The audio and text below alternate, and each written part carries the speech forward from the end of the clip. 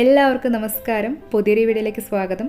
ചോറിനൊപ്പം കഴിക്കാനായി മുരിങ്ങക്കായ കൊണ്ട് വളരെ എളുപ്പത്തിൽ തയ്യാറാക്കാവുന്ന വളരെ ഹെൽത്തിയായ നല്ലൊരു നാടൻ സൈഡ് ഡിഷാണ് ഇന്ന് നമ്മൾ തയ്യാറാക്കുന്നത്. നമ്മുടെ ഈ സൈഡ് ഡിഷ് തയ്യാറാക്കാനായിട്ട് ഒരു മൺചട്ടിയാണ് എടുത്തിരിക്കുന്നത്. മൺചട്ടി തന്നെ വേണമെന്നില്ല, ചൂടുകട്ടിയുള്ള ഏതൊരു പാത്രത്തിൽ നമുക്ക് തയ്യാറാക്കിയെടുക്കാം. ഇതിലേക്ക് പ്രധാനമായും വേണ്ടത് മുരിങ്ങക്കായാണ്. 250 ഗ്രാം മുരിങ്ങക്കായ് നന്നായി കഴുകി തോലെല്ലാം മാറ്റിയതിന് ശേഷം ചെറിയ പീസായിട്ടൊന്ന് കട്ട് ചെയ്തെടുത്തിട്ടുണ്ട്. നമ്മൾ അവിയലിന് കട്ട് ചെയ്യുന്ന പോലെ ഒരുപാട് നീളത്തിൽ കട്ട് ചെയ്യണമെന്നില്ല, ഇതുപോലെ ചെറിയ പീസായിട്ടൊന്ന് കട്ട് ചെയ്തെടുത്താൽ മതിയാവും. മുരിങ്ങക്കായ എടുക്കുമ്പോൾ ഒരുപാട് മൂത്തു പോവാത്ത കുറച്ച് ഇളം മുരിങ്ങക്കായ എടുക്കുന്നതായിരിക്കും നല്ലത്. ഇത് നമുക്ക് ഈ മൺചട്ടിയിലേക്ക് ഇട്ട് കൊടുക്കാം. കൂടെ തന്നെ ആവശ്യത്തിനുള്ള ഉപ്പ് കൂടി ചേർത്ത് കൊടുക്കാം. 1/2 ടീസ്പൂൺ ഉപ്പാണ് ചേർക്കുന്നത്.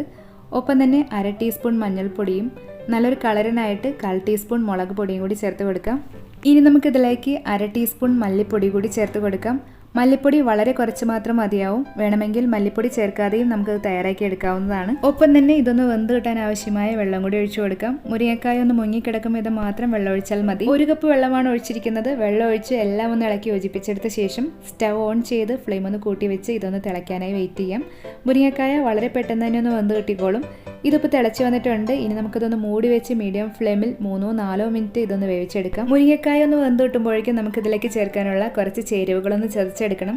അതിനായിട്ട് ഇവിടെ 1 കപ്പ് തേങ്ങയും 4 ചെറിയുള്ളിയും കുറച്ച് കറിവേപ്പിലയും എരിവിനായിട്ട് 3 പച്ചമുളക് എടുത്തിട്ടുണ്ട്. ഇതെല്ലാം നമുക്ക് മിക്സിയുടെ ചെറിയ ജാറിലിട്ട് വെള്ളം ചേർക്കാതെ ഒന്ന് കറക്കി ഇതുപോലെ ഒന്ന് ചതച്ചെടുക്കണം. ഒരുപാട് അരഞ്ഞു പോവാതെ ഇതുപോലെ ചതച്ചെടുക്കാനായിട്ടൊന്ന് പ്രത്യേകം ശ്രദ്ധിക്കണേ. ഇപ്പോൾ ഏകദേശം ഒരു 3 മിനിറ്റ് ആയിട്ടുണ്ട്. നമുക്ക് മൂടി ഒന്ന് തുറന്നു നോക്കാം. നമ്മുടെ മുരിങ്ങക്കായ എല്ലാം നന്നായിട്ടൊന്ന് സോഫ്റ്റായിട്ടൊന്ന് വെന്ത് കിട്ടിയിട്ടുണ്ട്. ഒരുപാട് വെന്തൊടേണ്ട ആവശ്യമില്ല. ഇനി നമുക്കിതിലേക്ക് മിക്സിയിൽ ചതച്ച് മാറ്റി വെച്ചിരിക്കുന്ന തേങ്ങ ചേർത്ത് കൊടുക്കാം. തേങ്ങ ചേർത്തിട്ട് ഇതുപോലെ ഒന്ന് നിരത്തിയിട്ട് കൊടുത്തതിന് ശേഷം വീണ്ടും മൂടി വെച്ച് മീഡിയം ഫ്ലെയിമിൽ തന്നെ 2 മിനിറ്റ് കൂടി തേങ്ങയൊന്ന് വേവിച്ചെടുക്കാം.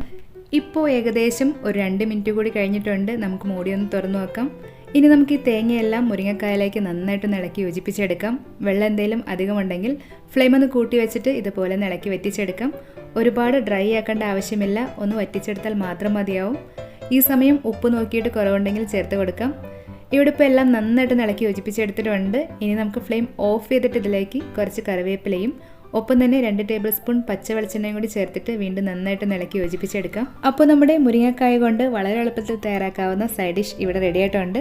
ഇത് നമുക്ക് ഇതുപോലെ തന്നെ മൂടി വെച്ച് കുറച്ചൊന്ന് തണുത്തതിന് ശേഷം സെർവ് ചെയ്യുന്നതായിരിക്കും നല്ലത്. റെസിപ്പി ഇഷ്ടമായെങ്കിൽ നിങ്ങളുടെ വിലയേറിയ അഭിപ്രായങ്ങളും നിർദ്ദേശങ്ങളും കമൻറ്റ് ചെയ്യാനും ട്രൈ ചെയ്യുന്നുണ്ടെങ്കിൽ ഫീഡ്ബാക്ക് പറയാനും മറക്കരുത്.